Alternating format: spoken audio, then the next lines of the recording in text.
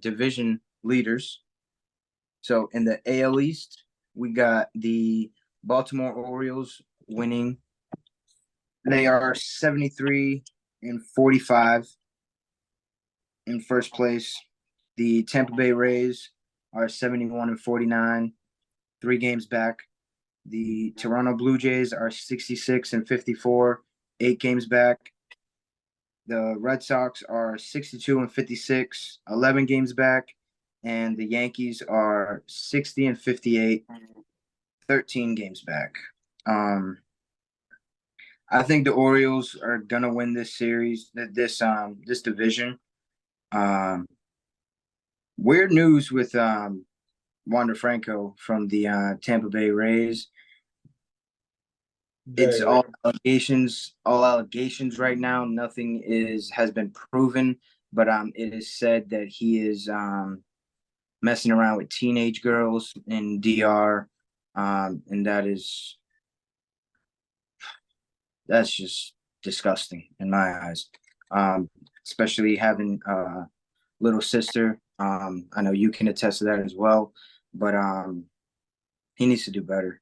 Like, yeah. I don't understand what goes through those guys' heads when they mess around with little girls, man. It's a strange thing. It's a really strange thing. I'll never understand it. And probably it's a good thing that I don't understand it. Yeah. But I mean, the Yankees, man, just have a good week. Let's have a good week this week. Let's have a good week. We got Atlanta coming. Yeah, you're playing the Braves. That's gonna be a tough team to get out of your slump with. Dude, that is gonna be tough. They just put up 36 runs in 3 games against the Mets, with one game putting up 21. They went 21-3. Matt Olson continues to hit home runs at a crazy pace. I believe he's on pace for at least 60 on the season right now. We'll get into his numbers later on in the show. In the AL Central, we got the Twins leading the division at 62-58. We got the Guardians at 57-62, 4.5 games back. Detroit Tigers are 53-65, 8 games back. The White Sox are 47-72, 14.5 games back. And the Kansas City Royals are 38-81, 23.5 games back. And if you are in the parlay chat for Refuse to Lose, I put in a 10-leg parlay. Everything hit, but the Cardinals losing to the Royals. And seeing their record, that just stresses me out even more. I see the Guardians just winning this division, just because they're more experienced at doing this. The Twins, they might make it to the playoffs. If they do, I don't see them making it too far. They never do. They don't have that grit. I don't know what it is. What do you think about this division? Yeah, so I do want to go back to the AL East at one point because you missed me on, but oh yeah, yep. My bad. No, the AL Central, I think I will give it to the Twins to win this. And if the Guardians get in, they will be their kryptonite. So if it comes down to them two facing, it's probably going to be a Guardians win, I would think. Like you said, they're not playoff. They're really not playoff contenders like that. Like if you get to face the Twins in the playoffs, there's no fear in my heart whatsoever. Yeah. And I don't know how heavy their fan base is in Minnesota, but I don't see it being very, very crazy out there, to the point where they love and they're obsessed with baseball and they're obsessed with the Twins. But the Guardians, they're very well coached. They know how to play when it comes down to to the very end of the line. They're gonna do what they have to do in order to win. So they got a lot of good talent. They have a good fighter, Jose Ramirez. Have um, so I think I think the Twins. I'm gonna go with the Twins winning this division. Um, but if the Guardians get in that matchup, the Guardians win. Okay, and let's go back to the AL East because I Okay. did give you an opportunity. I think we got sidetracked a little bit with Wander Franco being a creep, but hey, it is what it is. I'll go with the Orioles winning this division, the AL East, and then I think Tampa Bay is probably just gonna sit there and get into the wild card. I think Tampa Bay gets into the wild card, and I think that the Toronto Blue Jays start falling off on the next coming weeks, and I'm praying that the Red Sox can sneak in. If the Red Sox can sneak in right now, it's just watching their games. They are trending upward. Everyone's coming back. Trevor Story went 4 for 4 today, which was great to see. And Chris Sale also pitched unbelievable. He had a no-hitter going into the fifth, and then it got broke up with a solo home run. So he pitched 4.2 innings, let up a solo home run, and then once he let up the home run, they took him out. He only had 52 pitches thrown as well. So that's always great to see. And then we got Tanner Houck coming back. We have Garrett Whitlock coming back. So they're all great pitchers that we've been missing all year long, and they're coming at a great time. So I would not be surprised to see the Red Sox heat up, and I'm hoping that the Toronto Blue Jays cool down. Yeah, I definitely can see the Blue Jays slowing down. They've done nothing but prove that statement to be true. In the last, they did make a lot of good pickups in the trade deadline. I will give them that. They did go out and get some heavy arms, and they did go get Paul DeJong as well, which is a huge pickup from them. Especially with Bo Bichette being down with the injury still, so that definitely would help them out offensively because Paul DeJong is a very good offensive piece, and also defensively he can handle his own at shortstop. Let's get into the AL West. The Texas Rangers are still leading this division. They are 70-48. And then the Astros are 68-51, 2.5 games back. The Seattle Mariners are 63-54. They're 6.5 games back. The Angels are 59-60, 11.5 games back. And the Oakland A's are 33-85, 37 games back. Wow. That's way too many games back. That's jeez. Sell the team. Sell the team. Yeah. What's your take on this division? I think so. Part of me wants to say Houston wins this division, but I can't say that because of how the Rangers keep proving me wrong throughout the season. I've counted them out time and time again. Just keep saying, Houston's going to end up getting above Texas. But Texas is just doing their thing. They continue to win, and they continue to play good baseball. So if they win this division, I would not be surprised. And then I think a sleeper team that everyone is sleeping on right now is the Seattle Mariners. If they get into this wild card, and they might be the third pick of this wild card after the Tampa Bay Rays. It might be Houston Astros, Tampa Bay Rays, and the Seattle Mariners. In my case, I don't want that to be true. I want the Red Sox to obviously take it, but I think a lot of people are sleeping on the Seattle Mariners right now, and they have something special going on over there. Yeah, they just played a tremendous series with the Baltimore Orioles. It was back and forth. They went extras 2 out of the 3 games, in the series. Cedric Mullins made an incredible Robbery. oh goodness, that was crazy. In the bottom of the ninth, he robbed a home run, and then the next batter hit a home run to tie the game, and then in the top of the 10th, he comes up and hits an absolute bomb to secure the win for the Orioles to win the series. But yeah, shout out to Carl, man. He called this.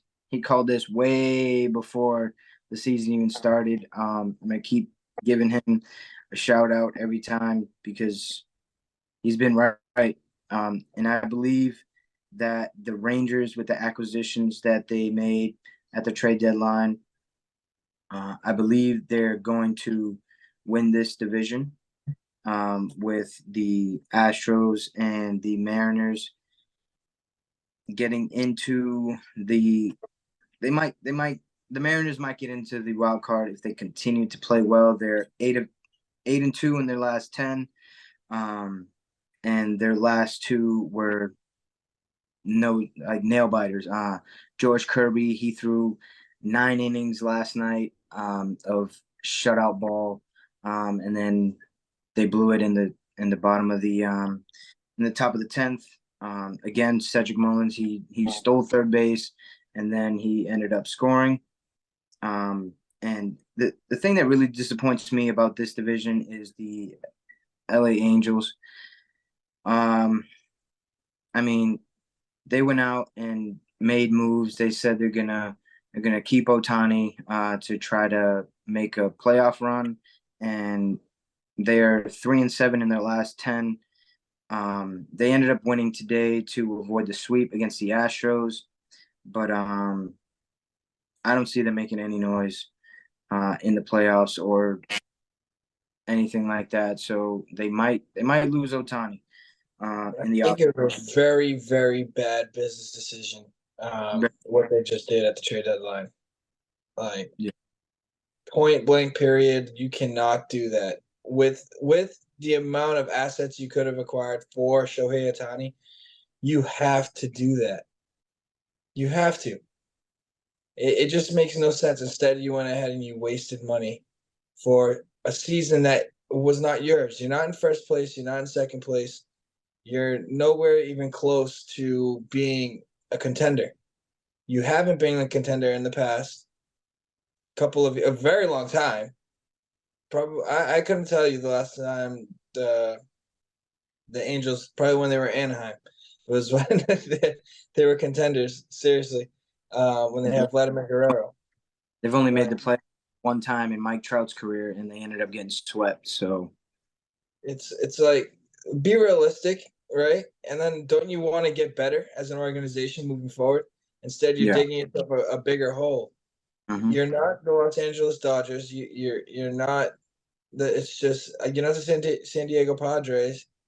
Like you're not those two teams in California. So I just don't understand where their mind is at trying to and the people that they bought. It's just like I didn't see them being huge game changers. I don't know. I just don't see the mindset behind it. I think they're really going to be kicking themselves next year when Otani leaves and he's getting big bucks. But we'll see what happens because he wants to win, and he made that clear. And it's very clear that in Los Angeles they're not going to be winning anytime soon. No, not at all. Let's get into the NL East. The Atlanta Braves are leading 75-42. Their record. The Phillies are in second, 65-54, 11 games back. Miami is 62-57, 14 games back. The Mets are 53-65, 22 and a half games back. And the Washington Nationals are in last place, 53-66, 23 games back. This division has been wrapped up for a while. The Braves are one of the best teams in baseball, and they just continue to dominate.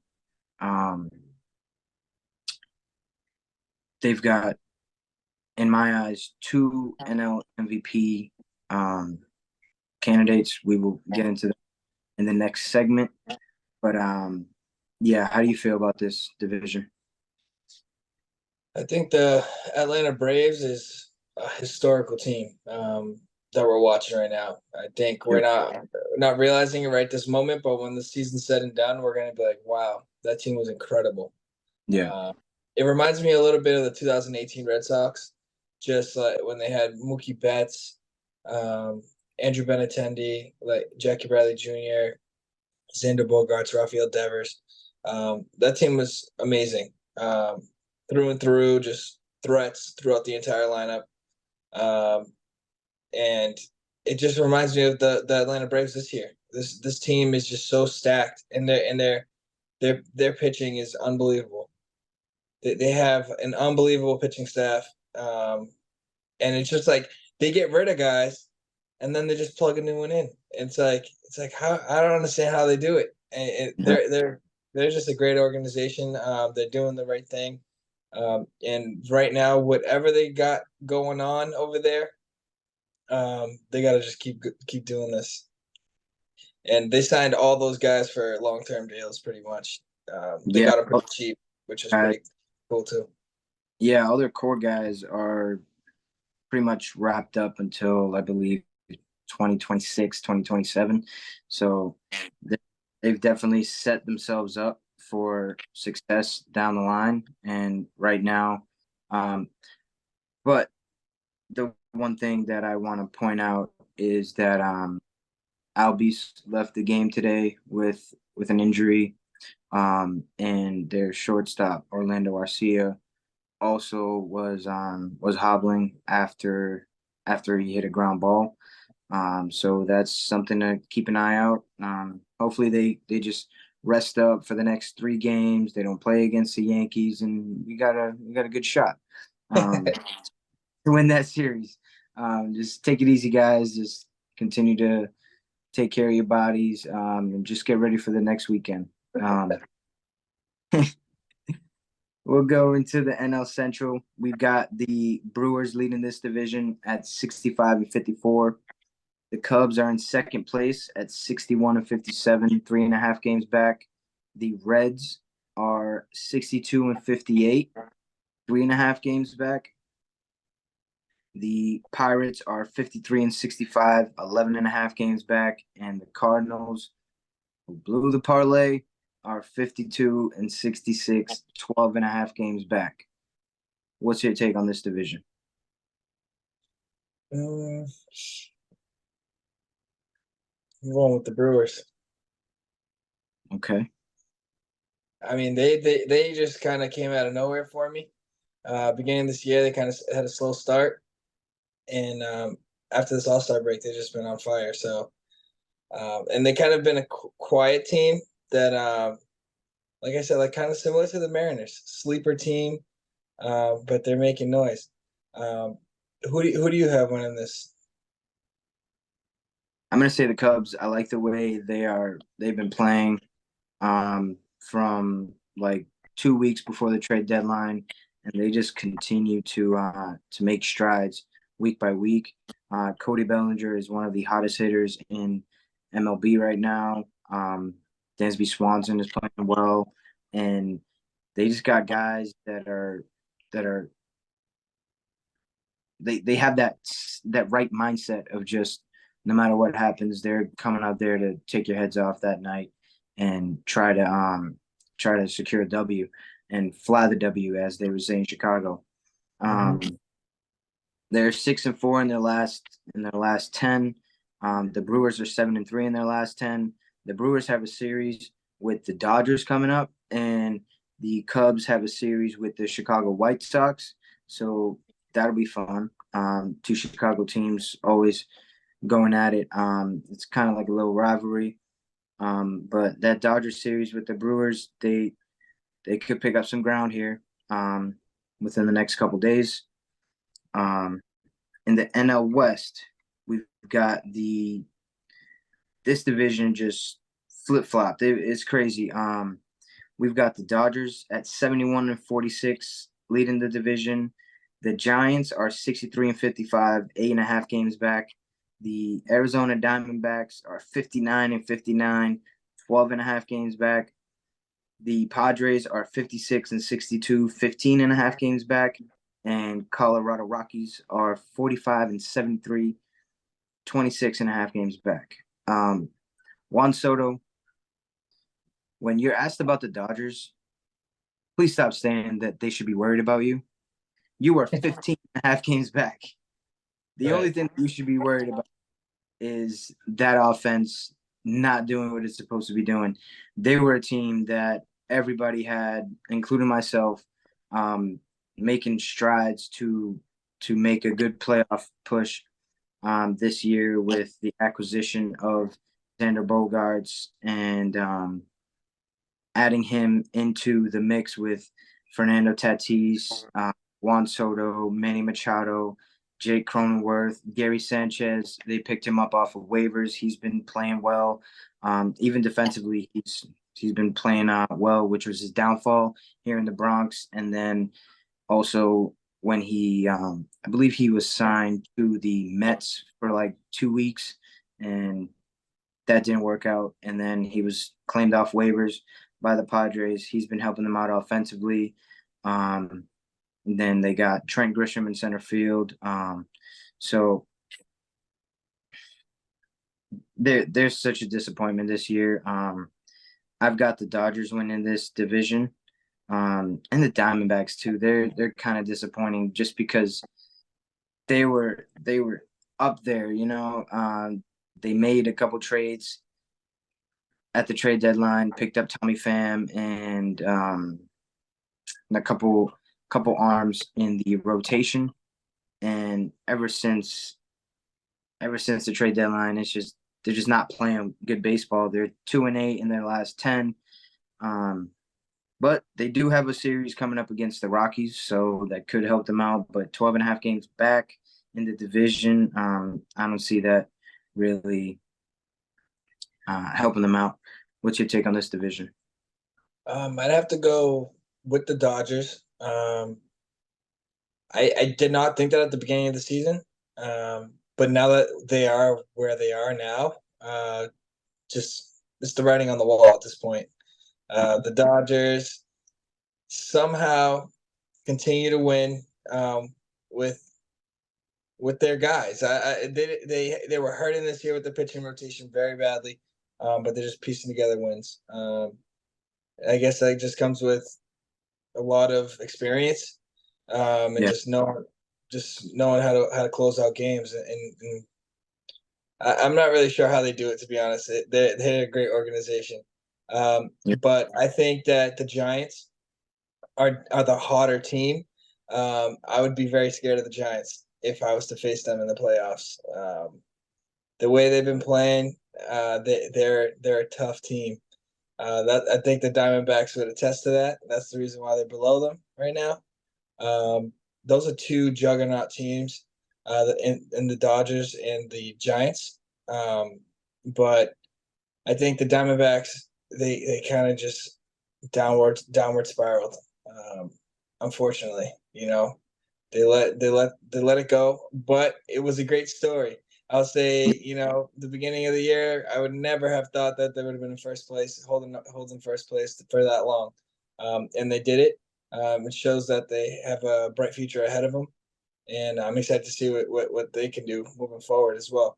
And then, yeah, the Padres. I'm very disappointed in the Padres. But yeah, what I think could be the issue is there's too much star power on that team, and also what I think they did making all these acquisitions over the offseason, they put a target on their back. So when you do that, everybody wants to beat you. Everybody wants to play as hard as they can to beat you. You know that being a Yankees fan. Once you have that target on your back, it's everyone's trying to get you and play 100% when they're playing against you. So yeah, I would not be surprised if that's what's reflecting in their standings as well. Is everyone's trying to play up to them, and they're catching the short end of the stick a lot of the times. I think last season what they were able to do, um, that's what made them go out and make these acquisitions over the offseason as well. And it's just not paying off at this point.